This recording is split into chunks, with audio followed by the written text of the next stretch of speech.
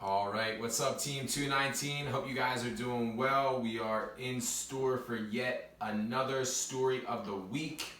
So we have been in Module 9. We're officially into Week 3. We have seen a common theme throughout Module 9. And every story that we read, every genre, every fluency passage, a lot of them are revolving around gardens and planting and harvesting your own crops. And it's been really informational for me, and I hope it's been informational for you as well. And especially if you think, man, maybe one day I'd like to have a garden and maybe grow some of my own food. Well, we're kind of learning, right? We're learning the foundations of how we could do that in this module. Now, this week's story is called It's Our Garden, From Seeds to Harvest in a School Garden by George Okona. It's the author. So the first thing that you need to ask yourself is, it's going to be, the genre is another informational text, okay, as you can see in your My Book, if you use your table of contents and you got there. And there's a few specific things that I want you to think about as Mr. White is reading and you're following along or reading along with me. The first thing is text structure. What does that mean? Now, we've learned about this before. We learned about it last week. There's a few different types of text structures that you see in any type of story passage that you're ever going to read. One, are they comparing and contrasting things? Are they saying some things are similar and some things are different? Are they going to be doing that in today's story? I don't know. Maybe. You're going to have to determine that. Then another text structure is cause and effect. Mr. White fell off the chair is the cause. What is the effect? I hurt myself. Okay, that was a negative one, but cause and effect. Something needs to happen to affect something else. Sequence. Now this one is, I think, a little bit easier to identify because it says this happened first, this happened second, this happened third, or this happened first, this happened last. So do you see those in today's story? We'll see. And then of course, what so many of you are used to is problem and solution. Okay, most stories have a problem, which is part of the plot. And then eventually at the end of the story, it gets solved. So are we going to see some of that in today's story? So those are the 4 text structures I want you to think about as we are reading the story of the week. And then the second thing that I want you to focus on after text structure is point of view. Okay, what does that mean? It means who's telling the story. Is it in first person or is it in third person? First person, how are you going to know that? Because it's going to be saying things like I or we or me. I walked up the street. I jumped into the pool. That's first person. That person is talking about something that they did. Now, third person is that the narrator is outside the story. So you're going to hear a lot of words, pronouns that we've heard before. He, she, they. They jumped into the pool. She walked up the street. It's somebody else talking about someone who is doing an action. So first person or third person. I want you to think about that as we're reading the story of the week. Now, with all that being said, since you know what you're focusing on now, let's jump right into the story. So you should be on it starts on page 323, that's the cover. And then we're going to get right into it. Now, notice the first thing I see is I see a photograph, not an illustration. What should that tell you in your head from previous stories? So we're looking over here at page, where are we at? We are on page 325. Paragraph 1.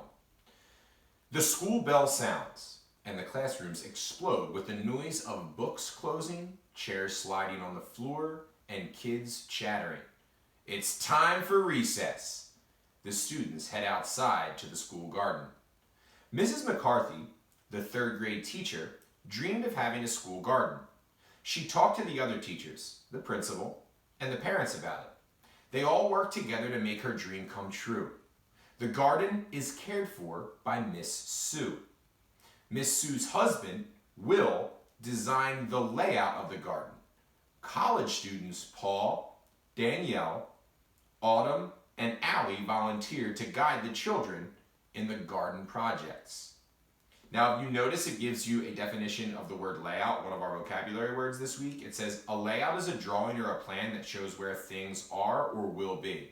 So before you just go and start building things, what engineers, what architects will do is they will actually draw it on a piece of paper to really lay things out. That also is pulling in from our math lessons this week with perimeter. Now, we got introduced to a bunch of characters. Hopefully you're underlining them, circling them, putting them in your notes.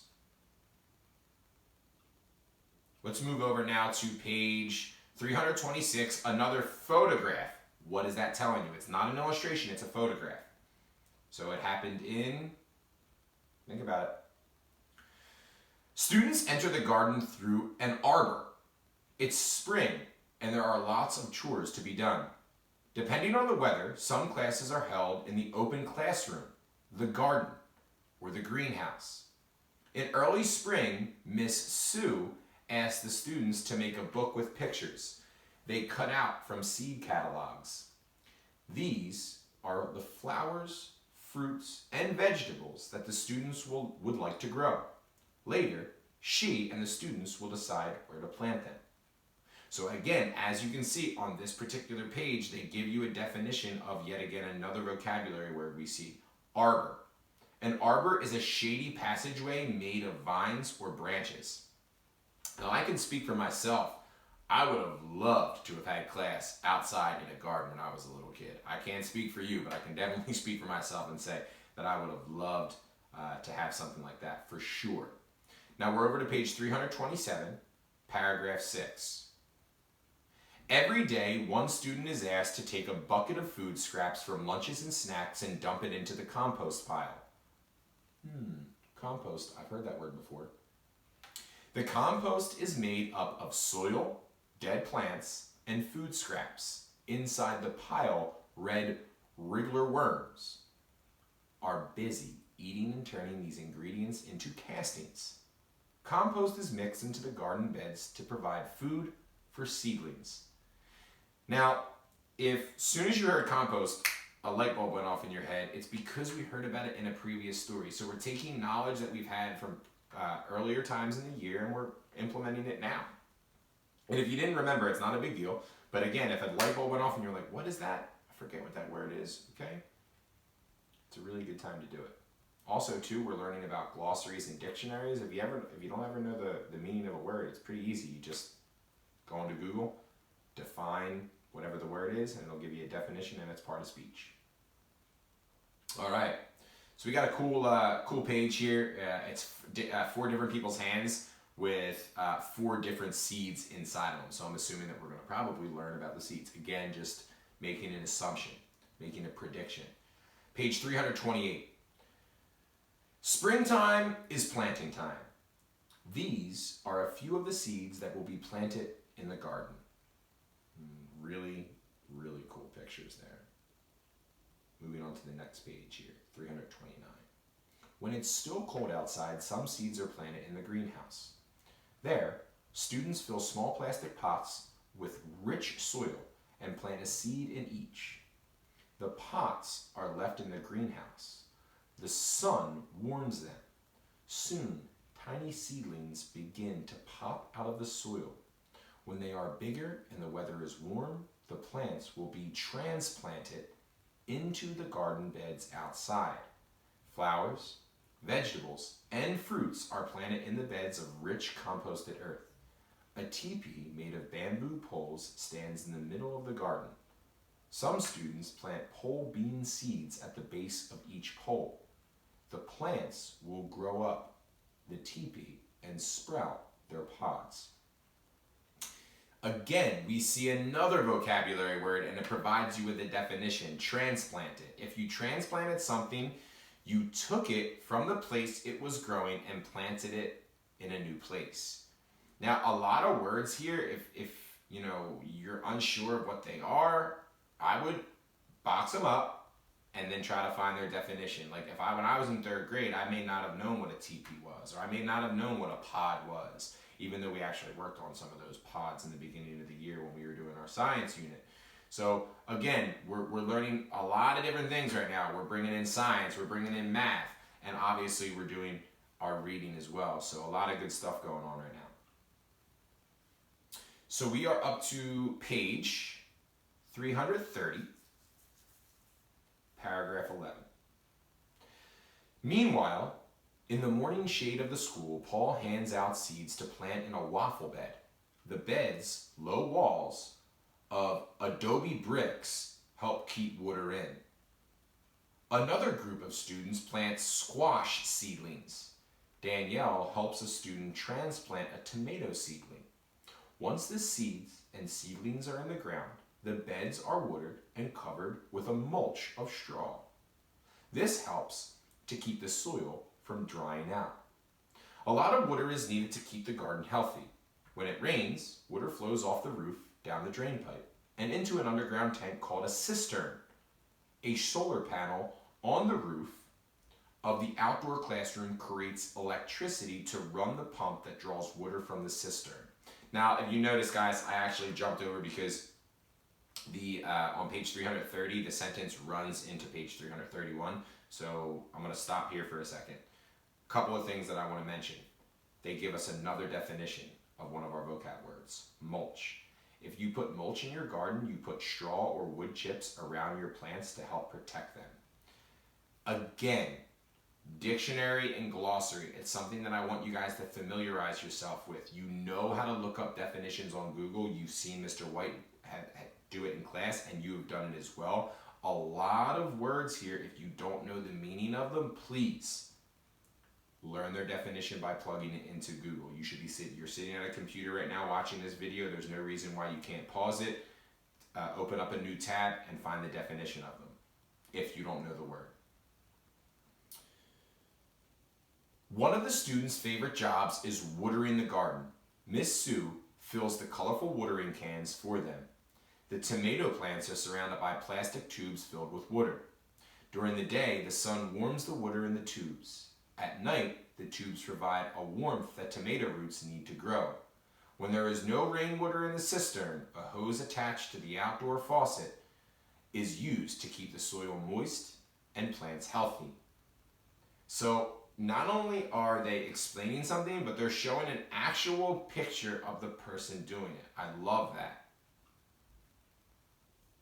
We are all the way up to page 332. Again, we have some great pictures here. While the plants are growing during warm spring days, there is still a lot of work to do in the garden. Students mix sand, dirt, water, and cut up straw to make adobe bricks. The bricks are used to make the low walls for waffle beds. In the Southwest, adobe bricks are still used to build homes. Think about cardinal directions. Southwest, what are the states that are in the southwest part of the country? Adobe is also used to coat the horno, the traditional oven used to bake bread. Every spring, the horno in the corner of the outdoor classroom gets a fresh coat of adobe. And you can see the actual picture of them doing that. Very, very cool. Okay, now we're moving on to paragraph 17 on page 333. There are many different plants in the herb garden, such as basil, chives, and sage. Every plant has its own taste and smell. Radishes are harvested in the spring. Miss Sue asks some students to pick the radishes. After washing the dirt off them, the children bite into the bright red vegetables. One girl finds hers too spicy and drops it into the compost pile. More food for the worms. That was a cool way to end that page. All right, we are officially up to page 334. We're going to identify yet again another vocabulary word on this page. On special afternoons and weekends, the garden becomes a place where the school community gathers. Students come back with their family and friends. They compost, seed, plant, transplant, weed, water, and dig. By now, the flowers are blooming and the beds are green. The garden is flourishing with so much care. Garden chores continue into the summer. School is closed, but the garden is a beehive of activity. It provides the setting for music and gatherings of children, grown-ups, friends, and families. The music fills the garden with joy. Now, again, they give you a definition of, yet again, another vocabulary word, blooming. When trees or plants are blooming, their flowers are out and open. So, really interesting page here. They walk you through the steps of exactly how to plant a garden. And I also want to point something out real quick. What type of figurative language is used here? Let me see if I can find it. I'm going to read this sentence. School is closed, but the garden is a beehive of activity. Is the garden really a beehive? What type of figurative language are they using there? All right, we learned about that last week. Page 335. By August, many of the fruits and vegetables are ripe. Cooking and eating becomes an ongoing activity in the garden. A father helps the children make pizzas on one community day. First, they mix and punch the dough. Then, they roll it out with a rolling pin. Next, they pour oil on the flat dough. Ripe tomatoes are cut up and go on top. And last, of course, is the grated cheese. After a hot fire burns down in the horno, the pizza goes in. When the sizzling pizza is taken out, a group of hungry gardeners appears. The slices disappear like magic. Fortunately, there are many more pizzas to come. So, obviously in 2019 we love pizza. All of us do. We've talked about this thousands of times. How cool would it be to make your own pizza from your own food that you planted in your garden? Talk about cool. That would be amazing. All right, we're approaching the end of the story here. We're on page 336. Summer is over and another school year begins. The leaves on the trees are turning color, and many of the garden's fruits and vegetables are ready to be picked. Students take turns disappearing into the teepee to pick pole beans from the vines. One of the garden beds was planted in a traditional Native American way. It's called a Three Sisters garden. Corn is planted together with pinto beans and squash. The bean vines grow up the corn stalks. The corn and squash leaves shade the soil to keep it moist. Pinto beans are harvested after the pods dry up and turn tan. Cabbages are a real challenge to pick. Their long, strong roots test the strength of some of the bigger kids. Lemon cucumbers, also called apple cucumbers, are a new experience for most of the students. The children like them because they can be eaten like apples. Awesome job. Now I know 219, they wouldn't have a hard time pulling them out, right? Because you guys would be hitting up them push-ups. Amazing job. All right, now we're on to page 338. In the Three Sisters garden, the strawberry corn is ready for harvesting. The ears are taken off of the stalks and husked. Then the kernels are picked off the cob and saved in a jar. Later, the kernels are heated in oil and turned into delicious popcorn snack. The students are delighted.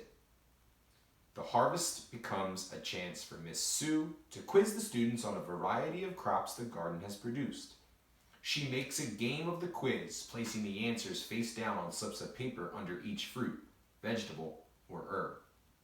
Miss Sue sounds like Mr. White, right? Trying to make a game of everything. Makes it more fun. To celebrate the end of the harvest, a series of lunches is prepared with many of the garden's vegetables. These become festivals of good food and fun. The last community day of the year brings students and families together to prepare garden for winter. The air is crisp and cold. Frost has turned the trees to gold. Winds have scattered many leaves to the ground. The green plants of summer are shriveled and brown. Dead plants are yanked out of the ground and put into the compost pile. So clearly, wherever this story is set, it's similar to where we live because they're experiencing the different seasons. And I believe this is the last page, page 340. Compost is strained and mixed into the soil.